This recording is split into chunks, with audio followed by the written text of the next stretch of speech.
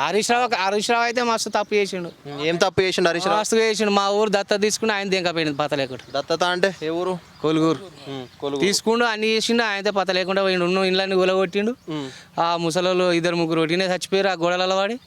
ఆ ఇటెంకల కూడా రాలే. అంటే ఇప్పుడు మీ ఊరు దత్తత తీసుకొని మంచిగా చేస్తా అని చెప్పిండా?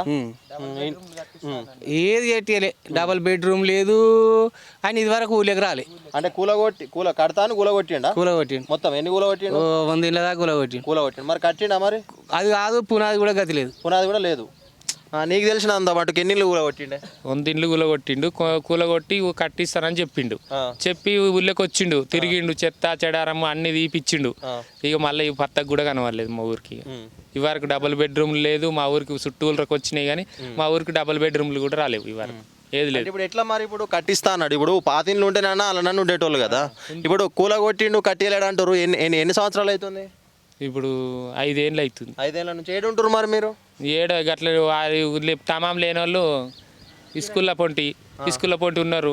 తినేటోళ్ళు తిన్నారు, చచ్చిపోయేటోళ్ళు చచ్చిపోయారు. 2-3 చచ్చిపోయారు. ఎట్లా? ఏం లేకుండా ఇండ్లు కూలిపోయాయి. లేకపోయా ఈడాడ వండుకుండ్రి.